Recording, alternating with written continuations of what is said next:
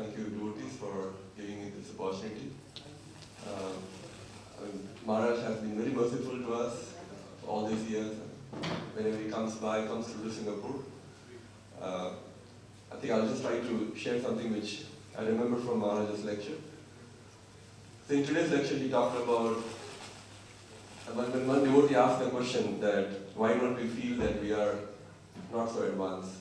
Why don't we feel that we're insignificant? And Maharaj said that because you're not sincerely surrendering. Until you don't sincerely surrender, you won't feel that insignificance. And to that same I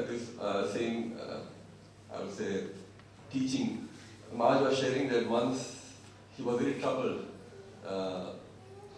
This is like 76. He was very troubled. He was feeling that he was, maybe the things are not going very well. So either he was confronted or there were some challenges.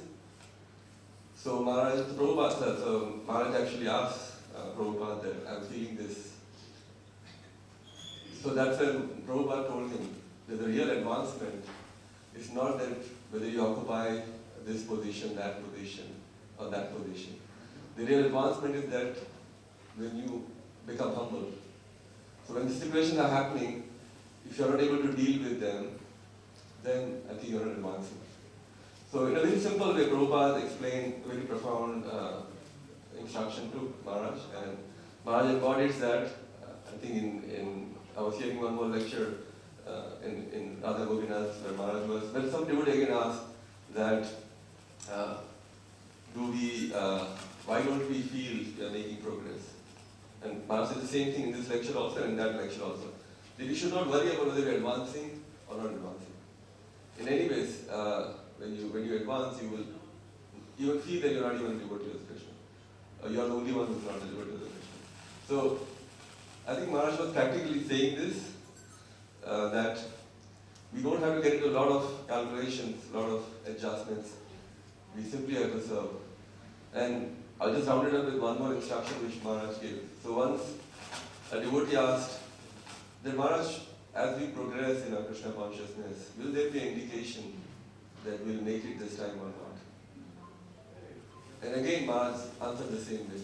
He said, when you are traveling in a train from here to Delhi, you get a little impatient whether I'll reach Delhi or not. But then you know, even though you're getting impatient and you're feeling whether it's the right train or not, but you've taken the right ticket and you're in the train, so you would reach. So don't feel impatient. And it doesn't matter whether you make it in this life or that life. And Prabhupada has told us this, and Maharaj was just making it alive. You see that it doesn't matter whether you are here or there, whether you're ultimately remembering Krishna, you're serving Him. So sometimes in our practical life also, let's say you miss the train, you're going to wait for 10 minutes, you're going to miss Vyasa Puja for 10 minutes.